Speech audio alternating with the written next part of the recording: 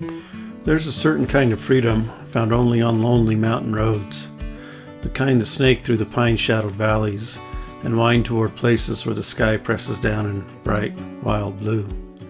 This week's fishing adventure is just that, but it's not just the flash of trout and clear water that comes to mind, but the long, jostling road to Platora Reservoir, a journey that in its own right is an adventure. This is Turning Into Stories, episode 25.12. Welcome back, friends and family. I hope you enjoy.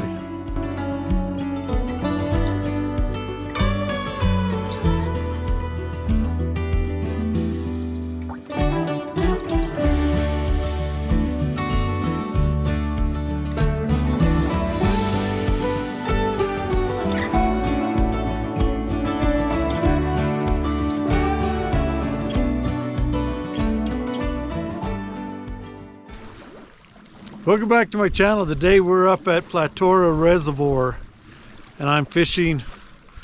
The road is rough coming up here. Just want to let you know that it's rough. But we're up here. We're about 10,000, probably 10,200 feet up here at the reservoir.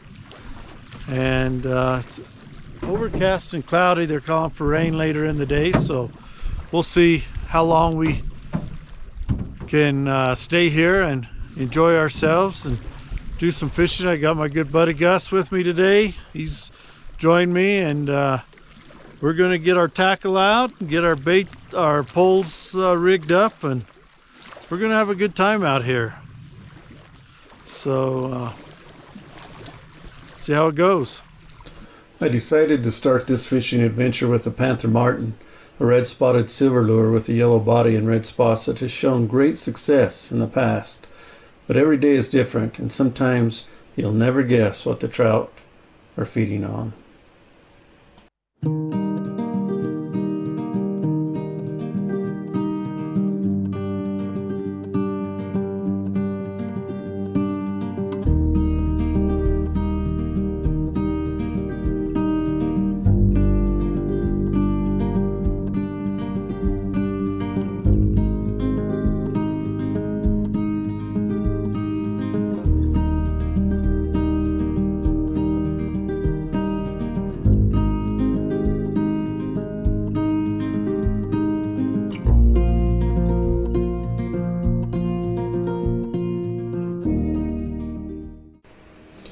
It was an overcast day, but so beautiful. The conditions were perfect for catching trout. I walked down the shore, and it wasn't long, maybe my second cast, when I hooked into my first fish of the day. A small rainbow, but it felt much larger on my ultralight pole. I quickly released it back into the water, and it gladly swam away. The ultralight rod I'm using is a 7-foot Okuma SST with medium action. The reel was my trusted Mitchell 308. It was spun with nylon line, although I prefer braided line with a nylon leader.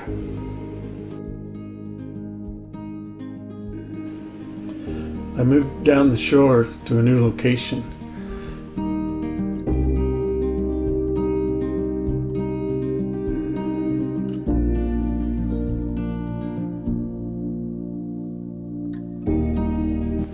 It wasn't long until I hooked up again.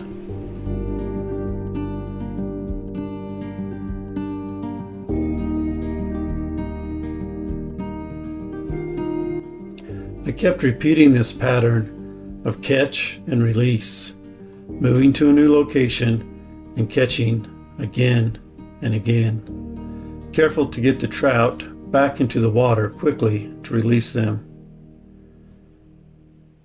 I caught several fish on this lure. Unfortunately, nothing with any size, but fun to catch nonetheless.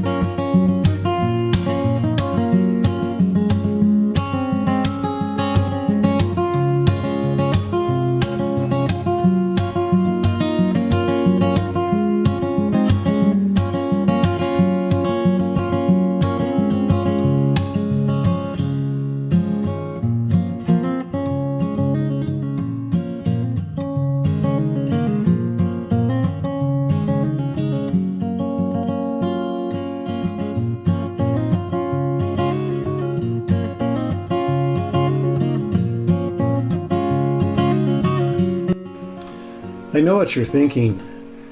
It looks like he's catching the same fish over and over again. But I promise you, they were all different.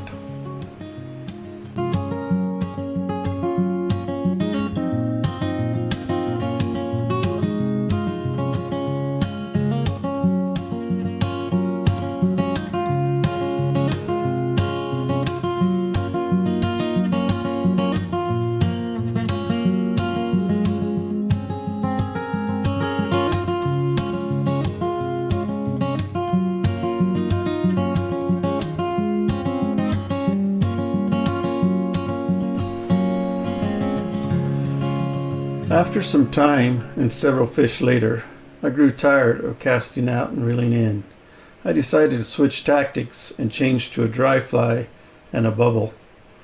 This way I could cast out and just keep an eye on the fly and slowly reel in any slack in the line until the trout struck.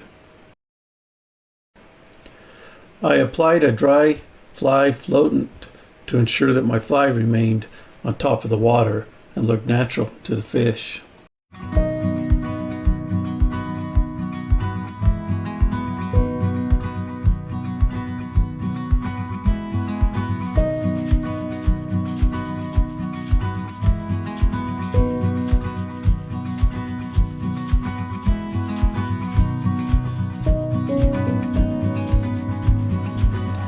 This was a more relaxing method of catching fish, but it required your absolute attention on the fly. Trout strike quickly, and if you don't have your rod tip up and ready for the strike, the trout will take the fly into their mouth and spit it out in a millisecond. It didn't take long, and fish on.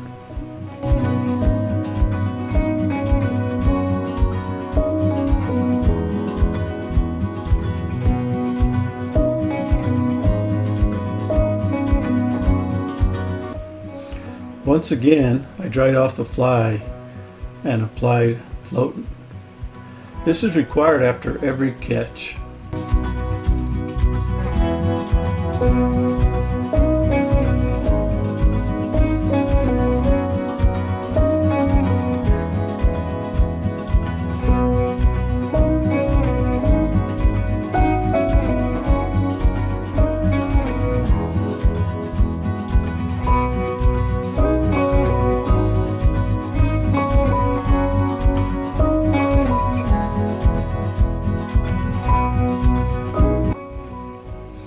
Like the Panther Martin lure, I caught several small trout on the dry fly bobber setup.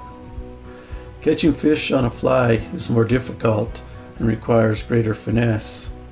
If you try to set your hook too hard, you break your leader. If you're too slow, the fish realizes it isn't a real bug and spits it out quickly. I had a great time catching and releasing several trout caught on the same fly.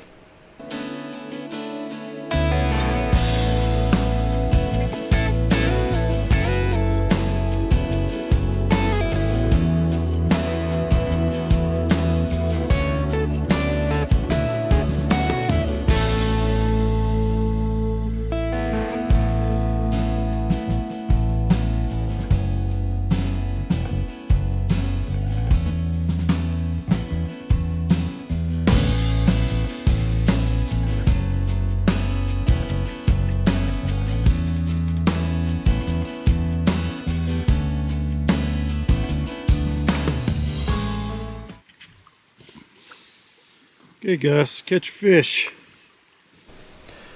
After some time, I decided to check on my friend Gus. He had been catching fish, but I didn't get any of his action on video. So I set up a camera hoping to capture him catching a monster. Wouldn't you know it, once I put the camera into action, the fish stopped biting. But only momentarily. Gus just hooked up to a monster. A lot bigger than I've caught all the day. I'll tell you that much.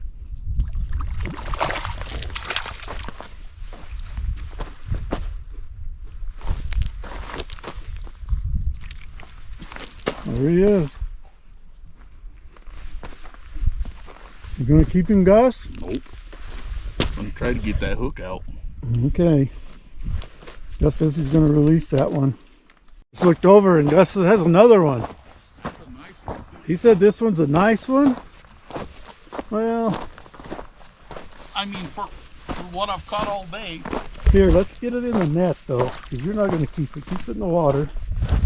It's in the water. I'll net it. Try to keep it alive so it can grow bigger. Come back to catch you next. Here we go.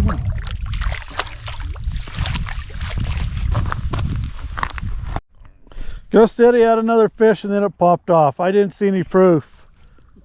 No, I did see it jump out of the water. Well, as you can see, we're starting to get rain. And I think it's going to sock in here for a while, so we're going to leave.